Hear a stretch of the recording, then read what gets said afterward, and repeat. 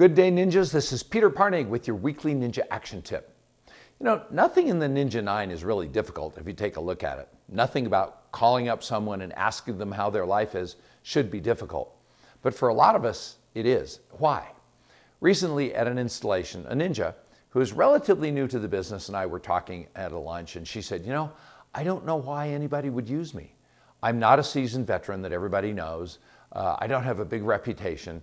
And I had spent a couple of days in the room with her and listening to her, and I noticed she had really lovely energy. She was sincere and calm and smiled and just made me feel safe being around her.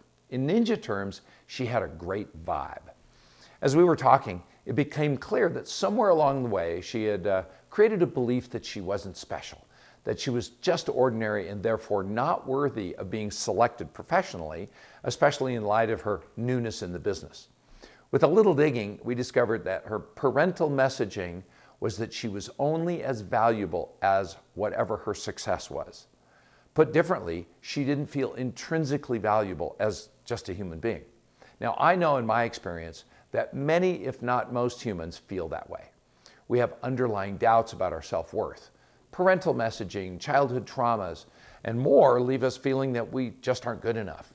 And it doesn't matter where the beliefs originate. For most, they're just there, kind of lying in wait. When it comes to reaching out to people and initiating a forward conversation, if our underlying subconscious belief is that we aren't valuable, our programming, that feeling can bring any effort to make those connections to a screeching halt. And then we feel even worse about ourselves because we can't even bring ourselves to have a conversation about someone else. And it really can kind of like pile on. So here's the solution.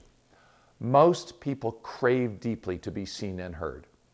I told her that if she would just share her natural energy, she has great energy, her natural kindness and her sense of caring, her kind smile, instead of worrying that she had to prove her value by knowing a lot about real estate, people would instantly respond and be attracted to her. And she asked, well, how do I do that? And I said, well, by asking questions. Be interested, not interesting. What kind of questions? Forward questions. Questions about what matters to people. I suggested the key is to learn to listen deeply. Learn to follow the rule that our next question is embedded in the last answer.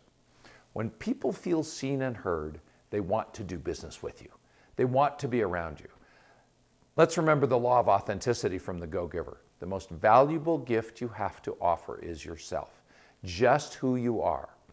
Now, there's an old marketing slogan, actually from another real estate company, from real estate company that said, "People don't care how much you know until they know how much you care."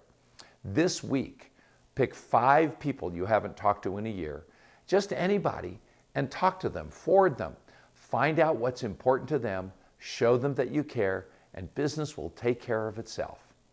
Thank you, and let's have a great week.